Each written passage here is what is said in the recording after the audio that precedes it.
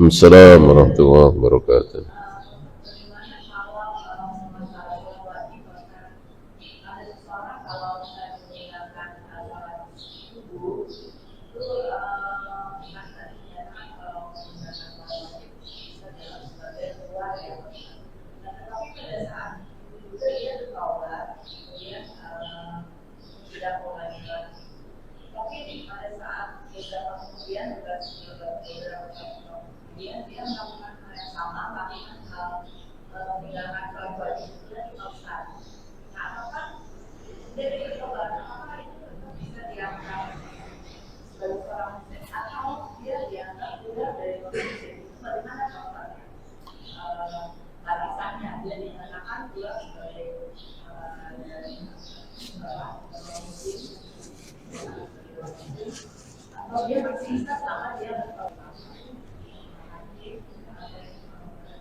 Assalamualaikum warahmatullahi wabarakatuh. Allah Maha penerima taubat, Maha pengampun, Maha pemaaf. Ada orang yang mengatakan nanti saja taubat. Kita puas-puasin dulu, udah tuaan dikit, taubat dan jangan ngulang lagi. Ini salah, ini keliru. Lebih baik yang tadi. Jadi begitu sadar, tentu taubat tidak sah kalau tidak menyesal. Nah, mengulang lagi, tobat lagi, ngulang lagi, tobat lagi, ngulang lagi, tobat lagi. Tadi kan sampai 1000 kali, sampai 1.000.000 kali. Allah Maha penerima taubat, dan Allah bilang apa? Tidak seperti kita. Kamu lagi, bosan kita kan? Allah tidak pernah bosan.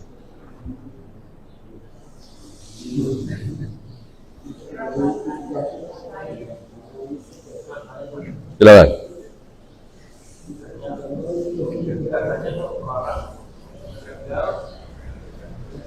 Tanda bahwa bersangkutan sehari-harinya begitu. Apakah ada pengecualian lain? Dan juga apakah ada dalil dan hadis? Tentu ada ya. Misalnya kita biasa melakukan kebiasaan buruk ya, kita harus melakukan ini. Misalnya kebiasaan takut, jangan sampai pas ngomongin orang mati ya. Kita berharap pas sujud mati. Jadikanlah itu kebiasaan kita ya. Meninggal, kita nggak boleh suudzon. Oh, berarti bapak ini biasa nih maksiat, nggak boleh ya. Terhadap saudara kita disuruh husnudzon, bukan suudzon. Apa gunanya doa kalau takdir sudah ditetapkan? Jadi dari kita lahir sampai hari ini kita sedang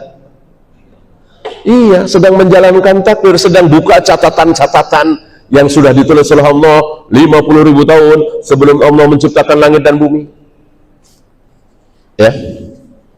Sedang kita baca, sedang kita buka, sedang kita lakukan. Gak ada yang keluar dari itu. Rufiatil aqlam wa jaffatis suhuf.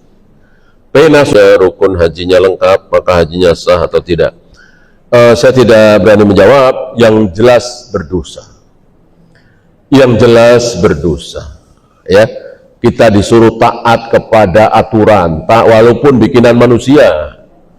Coba kalau nggak ada aturan itu, bisa berapa puluh juta, berapa ratus juta tumplek-blek di Arafah, di Mina, di Musdalifah, kayak apa bahayanya?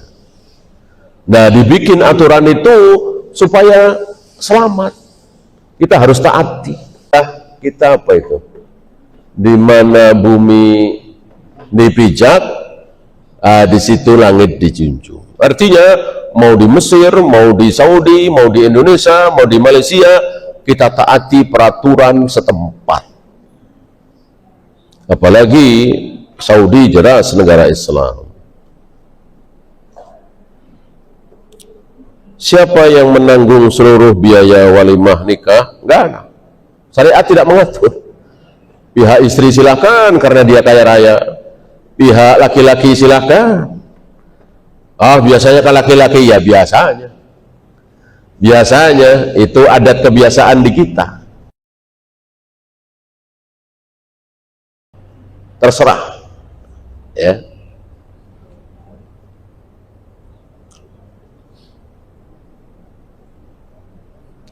Kafir, insya Allah tidak, apalagi sudah berumur 40, 50 ya lebih baik. Kalau banyak sibuk kerja dari Senin sampai Sabtu, bahkan hari Ahad kadang-kadang juga kerja, ya kalau bisa dua, ya ini kan nggak bisa ya, kan nggak mungkin satu soft satu orang, satu soft itu minimal 2 orang, dua, berarti ya minimal 6, 7 dengan imamnya. Kalau nggak ada ya sudah ya, itu afdoliyah saja, 3 saf itu afdoliyah saja ya.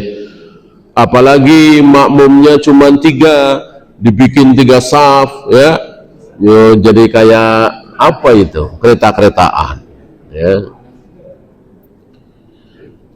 Bila takut menghadapi kematian, apakah itu wajar?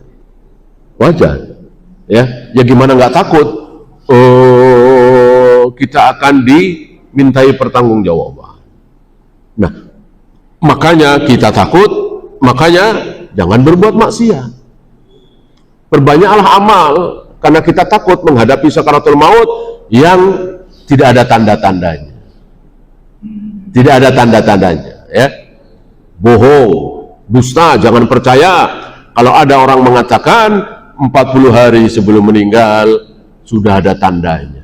Enak dong, enak, pelajari aja nih tanda-tanda datangnya kematian 40 hari sebelum mati, biar semua orang bertaubat semua kalau melihat tanda-tandanya. Nggak ada ya. Sedang ngobrol, sedang olahraga, sedang bulu tangkis, bahkan sedang maksiat, mati bukan 1, 2. Nah, kita harus takut. Disitulah udahlah, tutup lembaran itu. Jangan pernah ada niat berbuat maksiat. Tambahlah amal apa yang kita bisa, baca Al-Quran, zikir, istighfar, mudah sekali kita lakukan di mana tempat ya. Jangan.